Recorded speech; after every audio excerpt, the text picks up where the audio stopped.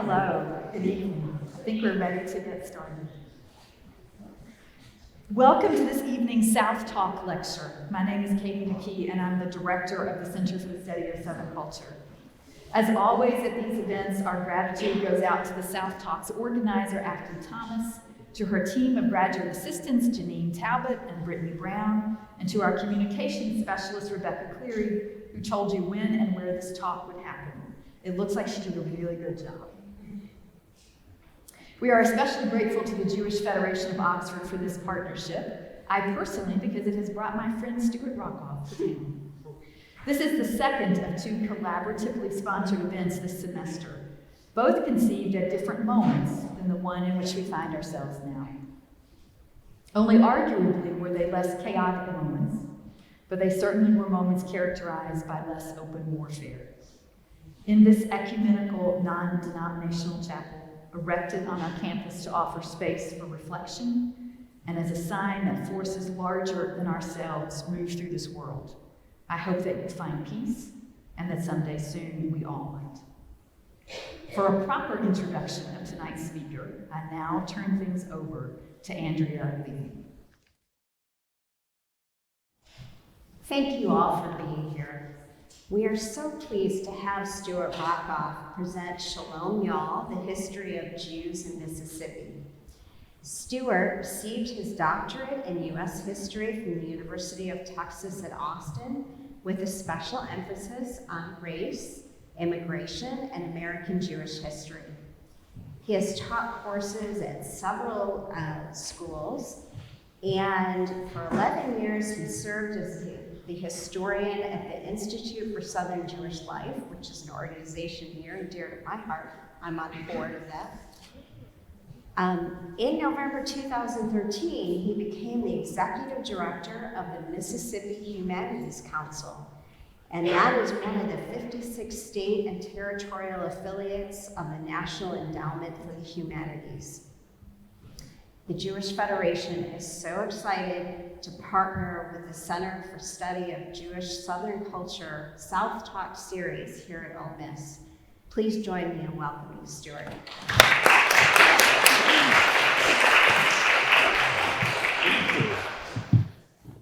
All right. Thank you all for coming out. This is a wonderful turnout. I do come to Oxford a good bit for work, but I've never actually been in the Paris Yates Chapel. And I remember the planning and the ideas behind it, and boy, has it turned out wonderfully. So it's really a great honor to be here. I'm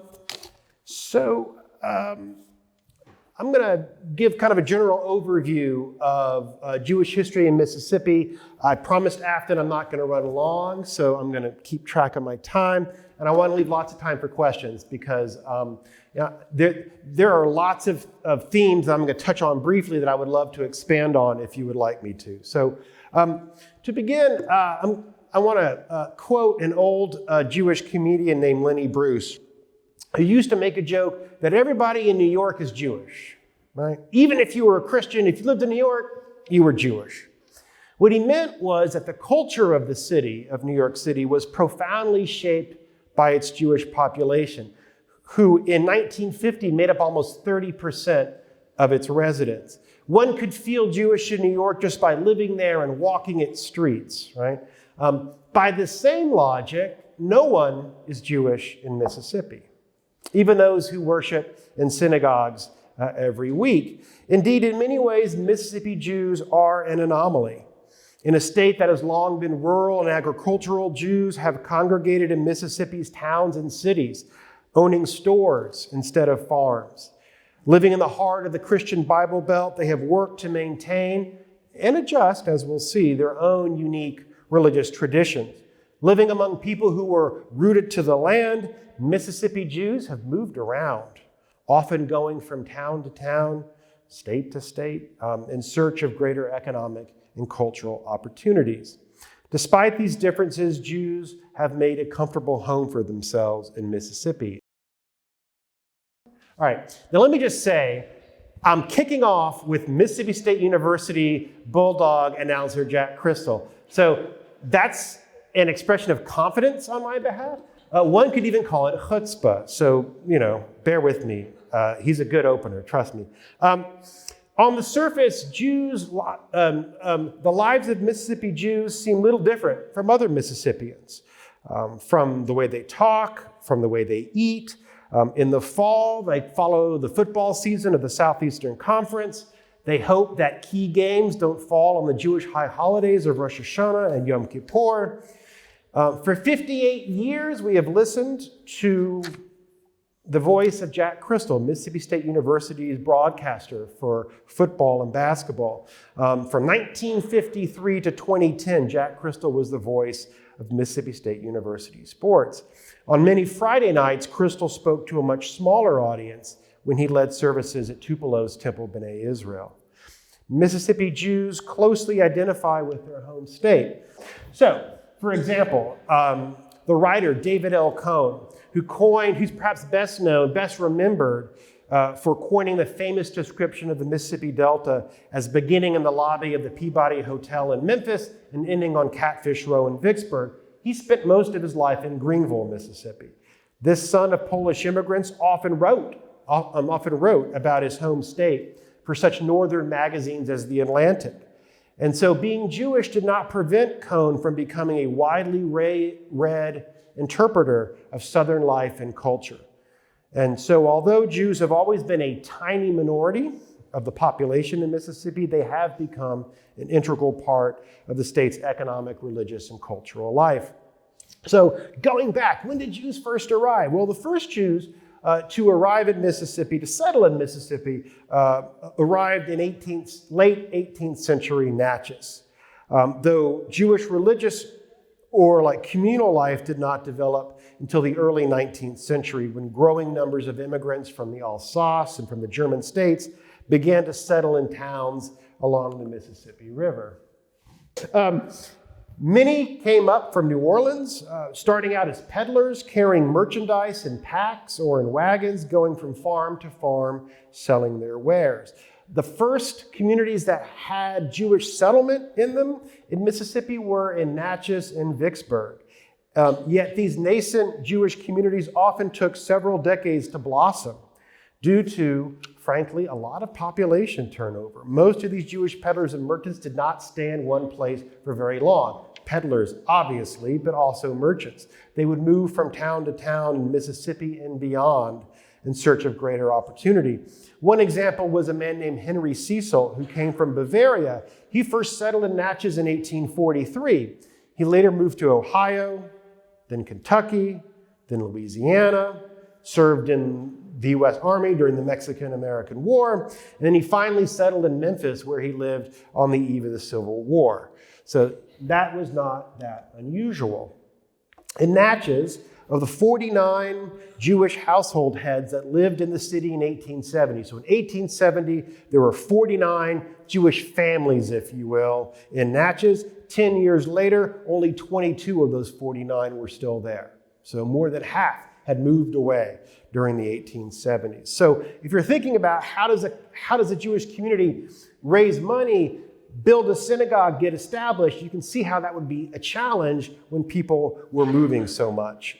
Indeed, Natchez Jews formed a congregation in 1843. They wouldn't dedicate their first synagogue for about 30 years. Same thing in Vicksburg. Jews established the first communal organization in 1841. They don't dedicate a house of worship until 1870. And for historians, those are important signpost events. When do Jews first get organized, and when do they use a dedicated house of worship?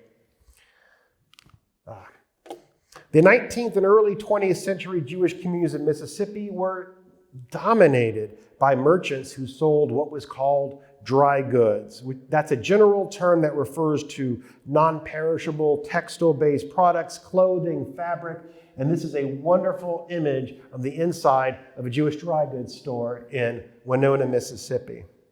And they sold a wide assortment of goods. They didn't just focus on clothes, especially in rural areas. They would sell all sorts of stuff. So now I'm going to the business activities of these Jewish merchants can be seen by looking at the records of S. Bernheimer and Son store in Port Gibson. Samuel Bernheimer came to the U.S. from Austria, settled in Port Gibson in 1847. He opened a retail store. He was pretty successful. By 1860, he was already worth about $20,000. A lot of money back then. Samuel's son Jacob eventually took over the business, which was still in operation in 1900, when here's an example of some of the records. It was more than just a retail store. So I don't know if you all have been to Port Gibson. It's a pretty rural town in kind of Claiborne County between Vicksburg and Natchez. And Bernheimer and Sons reflected the multifaceted role that these merchants played in the state's economy. So they sold general merchandise to retail customers. You could walk into the store and buy things like hardware, paint, rope, lumber. You could buy food. You could buy bacon, molasses, tobacco. You could buy shoes at this place. It sold kind of everything.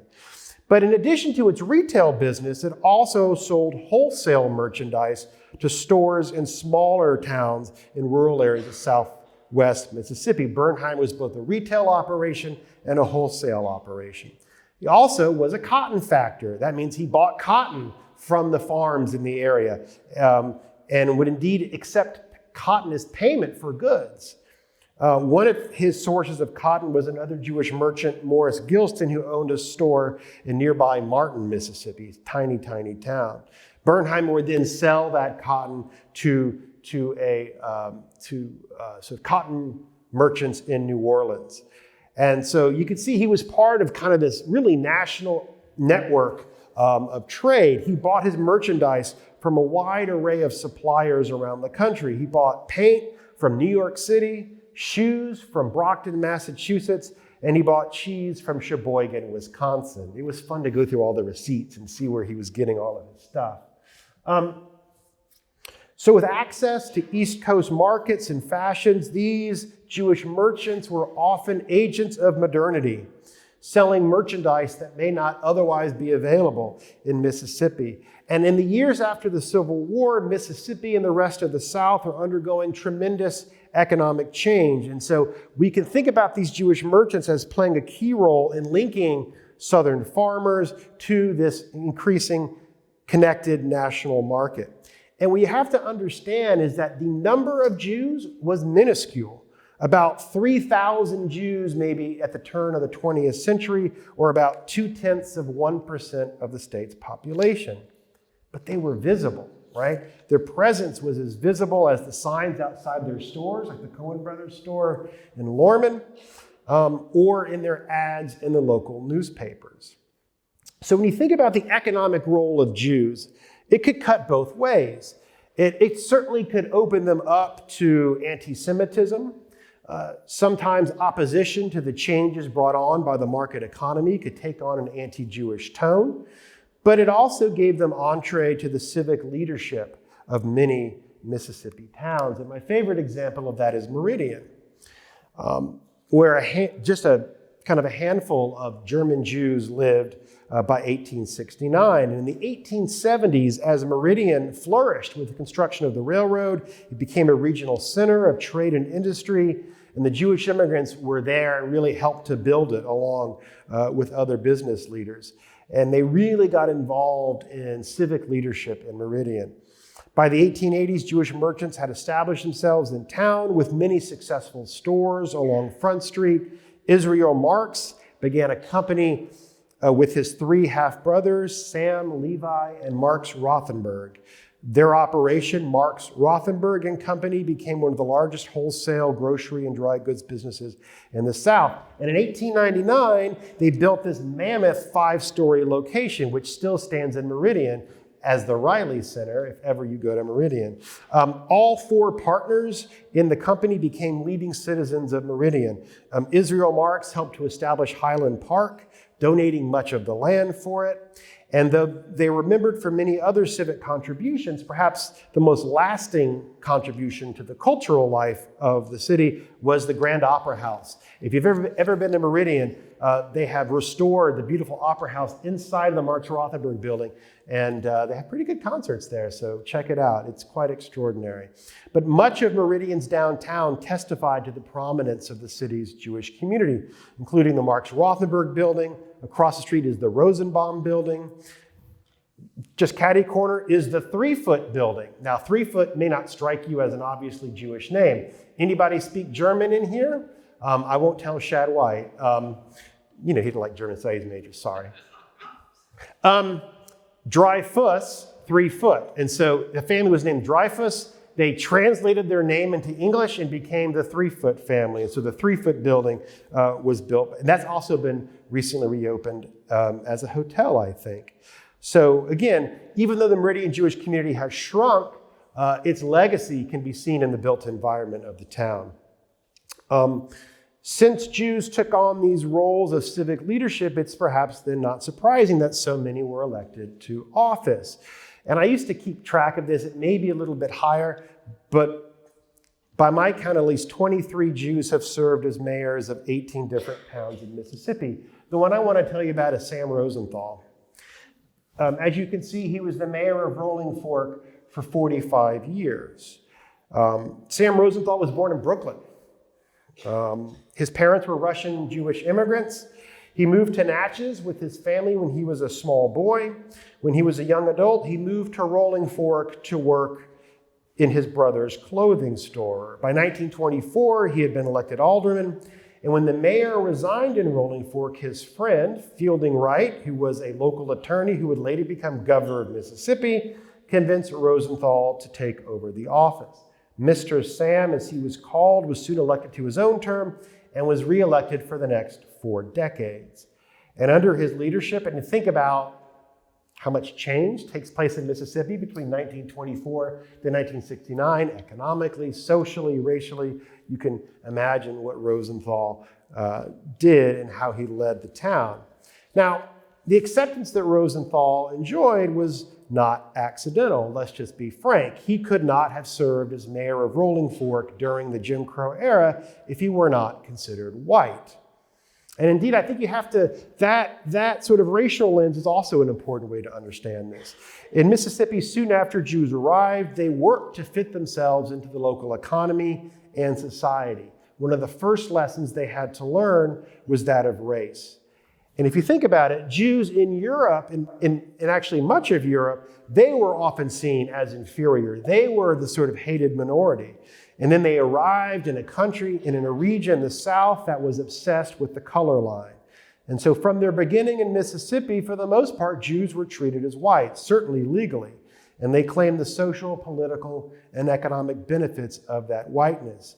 Indeed, I would argue, and I'm happy to argue about it afterward if you disagree, the white South's fixation with maintaining white supremacy helped to preclude the rise of significant anti-Semitism, which frankly was much more prevalent in the North than it was in the South.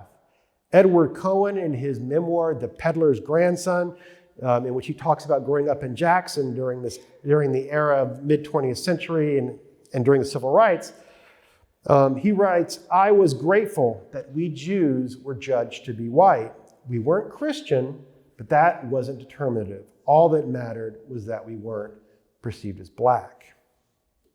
And you can see this identification as far back as the Civil War. And we have to understand is most Jews in Mississippi at the time of secession had only been in the United States for a few years or a few decades. Very few owned plantations. Far fewer owned enslaved people than other whites in Mississippi. Not out of any moral sense, but because they were newly arrived and didn't have the money to do so. One might reasonably assume that these Jewish immigrants from the German states and Alsace would feel little connection to the Confederate cause and would seek to avoid the conflict. And indeed, some did. But there are numerous examples of Jews in Mississippi kind of flocking to the Confederate banner, which is quite interesting.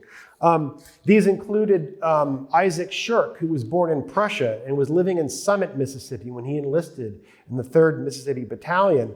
And in a letter, private letter, he sort of denounced the North as being filled with what he called bigotry and humbug. Simon Mayer of Natchez enlisted 2 different times and explained in a letter to his brother that the Confederacy was, quote, now battling for our rights and independence. Now, notice the use of the word our, right? He is associating himself with the white Southern cause at the time of the Civil War. It's quite fascinating. Again, these are immigrants. In Vicksburg, Leon Fischel, who had served as an aide to General Albert Sidney Johnston, named his son Albert Sidney Johnston Fischel. And indeed, the name has remained in the family for generations. And I won't even, not to mention poor Robert E. Lee Geisenberger in Natchez. So naming themselves after these Confederate generals, again, a reflection of how Jews adapted to life in the South. And indeed, this Jewish embrace of the Confederacy and its mythology was also, you can see it in sort of the Lost Cause era, which took hold in the South in the late 19th century.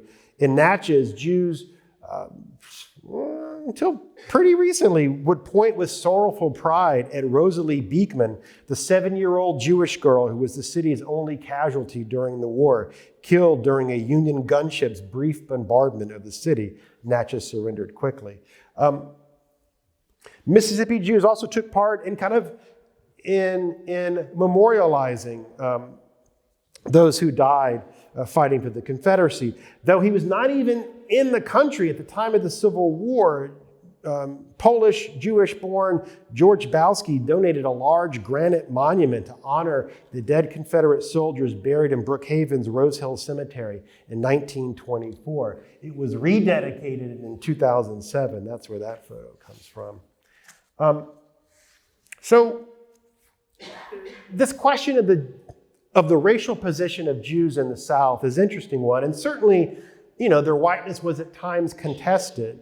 And indeed, I think the time that it was most challenged was during the era of the Civil Rights Movement. And when the movement arose in the mid-20th century, I think Mississippi Jews' loyalties and beliefs, to some extent, pulled them in conflicting directions. Their experience as a minority, as a religious minority, gave them perhaps a special insight into the plight of Southern blacks that most other white Southerners did not have. Thus, I would argue that Jews were among the more racially progressive segments of the white South. And yet, because they were a small minority, Jews in the South worked hard to fit in, to be accepted. And in the South, this meant embracing or at least accommodating the culture of white supremacy. And during the Civil Rights era, nationally, Jews were important allies of the movement. They were supporters of the Civil Rights Movement. You can see this all the way back when Jews helped to establish the NAACP in 1909. And several Jewish institutions and newspapers were outspoken advocates for racial equality. Many Mississippi Jews were extremely uncomfortable with the visible role that Jewish activists and organizations were playing in the Civil Rights Movement. According to Alvin Binder of Jackson, many Mississippi Jews resigned from the National Jewish Fraternal Society, B'nai B'rith, after that organization began to advocate for civil rights. In 1963, the Union of American Hebrew Congregations, which is the national organization of Reform Judaism, more about Reform Judaism in a moment, to which most Mississippi congregations belong, that national organization held a convention called A Call to Racial Justice, and they invited Martin Luther King Jr. to be the keynote speaker. In response, the board of the Jewish congregation in Greenville, Mississippi, sent a letter of protest. And the congregation's president wrote that the invitation to King, and this is the part I think I underlined, but I'll quote it for you, that this invitation, quote, places undue and unnecessary pressure upon our already exposed people in this area of the country, unquote. The Greenville congregation was expressing their genuine fear that their close relationship with the white Christian community in Mississippi would be threatened if they were seen as sympathetic to the movement due to the civil rights activities of Northern Jews. And indeed, of course, there were threats of violence. When Michael Schwerner and Andrew Goodman, two Jewish civil rights workers, were murdered along with James Chaney in Neshoba County, Mississippi, Jews became even more convinced that associating with these young Northern activists would cause the most violent and reactionary forces of the South to target Jews. In fact, we know that the Klan members who murdered them were tracking Schwerner well in advance and knew him as a Jewish man. This, in fact, happened in 1967 and 1968 in Jackson and Meridian when a group of Ku Klux Klan members bombed local synagogues and the home of Jackson Rabbi Perry Nussbaum, who was a strong public advocate for equal rights. Indeed, rabbis who were steeped in the moral teachings of Judaism and frankly had a degree of economic independence, right? They didn't own stores that relied upon public customers. They were often the most outspoken Mississippi Jews during the Civil Rights Movement, even as they often received criticism from their northern colleagues for not doing more. Nussbaum in particular got criticized. One time he said, there are lots of, he was at a national convention of rabbis and he was getting grief for not being more active. And he said, listen, there are lots of pulpits open in Mississippi. I welcome you to apply to them, right? And one of the reasons why Jews felt so exposed during this era is, again, they were a tiny minority. And we don't have exact figures because the census doesn't ask religion. But according to the American Jewish Yearbook, which did a pretty good job of estimating the peak year of Mississippi's Jewish population, we peaked in 1927. About 6,420 Jews lived in the state. At the time, that was about a little more than 1/3 of 1% of the state's overall population. Since then, Mississippi's Jewish population has dropped and now represents less than 1/10 of 1% of the state's population. And because Mississippi Jews have always been an extreme minority, we don't see in Mississippi the sort of distinctive Jewish neighborhoods that you find in larger cities like New York and Chicago, and even places like Memphis and New Orleans. For Jewish merchants in Mississippi, again, their customers were non-Jews. Right? They had to learn English quickly. They had to fit in to the local culture. That was their priority.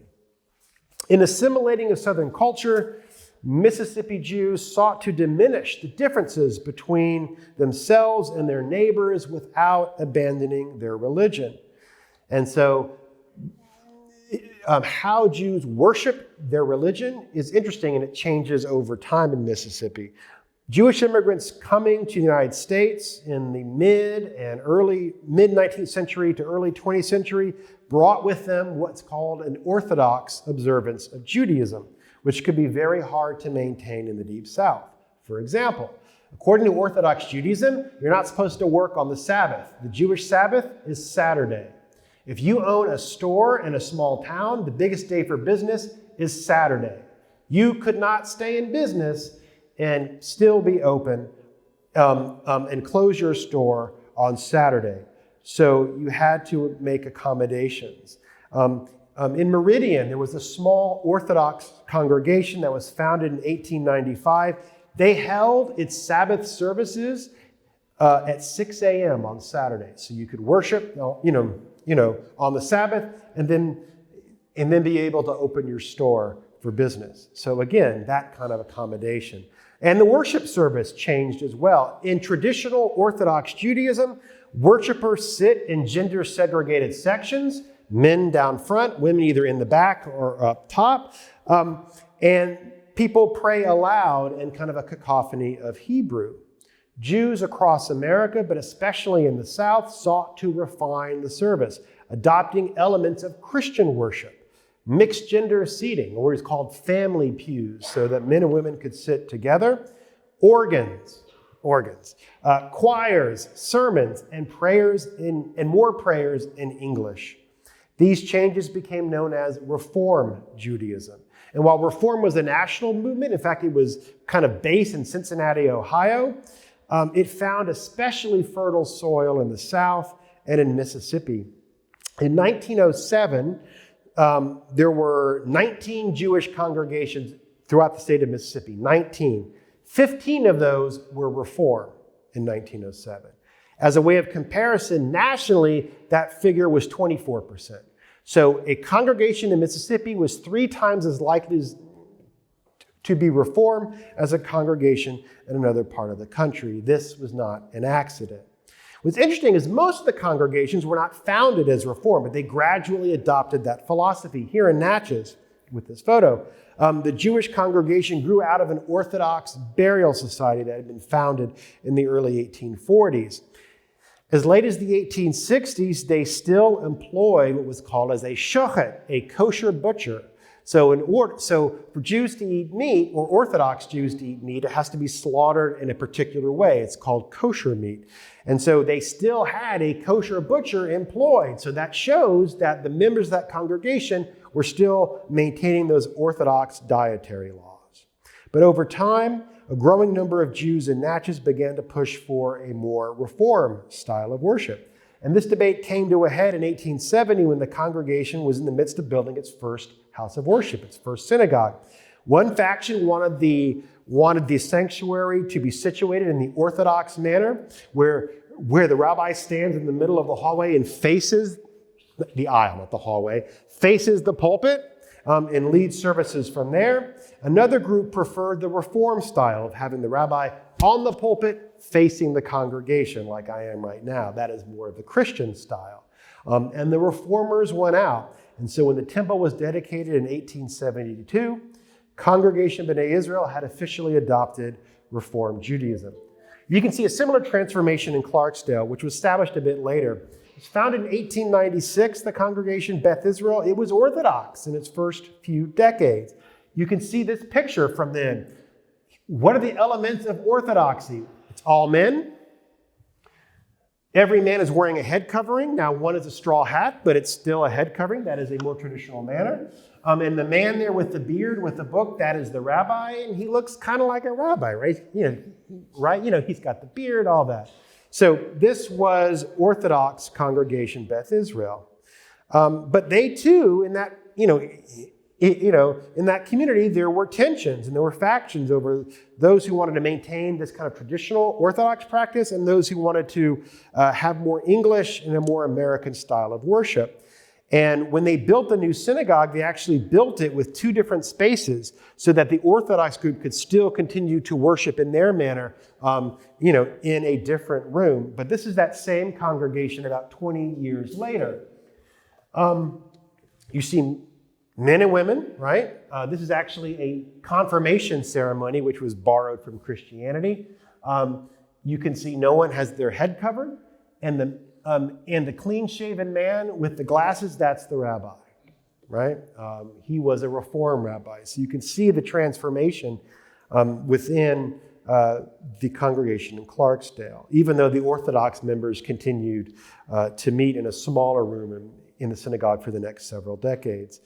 Honestly, Reform Judaism, which it's less onerous restrictions about not working on Saturdays and diet. I mean, think about how pork is in vegetables here, folks, right? I mean, it's hard to go out to eat and eat kosher. In fact, it's impossible in Mississippi, even today. So being Reformed better fit the lifestyle of Mississippi Jews. Its style of worship borrowed elements from mainline Protestantism, and so especially appealed to Mississippi Jews who sought to be accepted into the religious mainstream of their communities.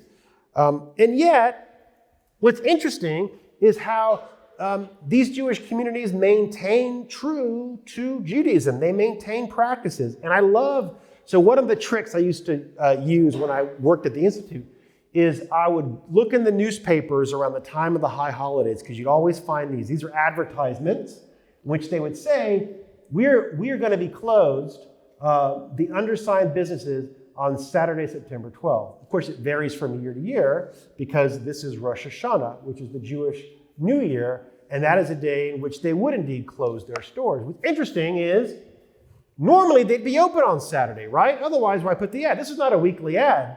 This was once a year. We're actually going to be closed on this Saturday. And you've got some of these, we're open on 6 p.m. As soon as the sun goes down, we're open, right? Because Saturday was the biggest day.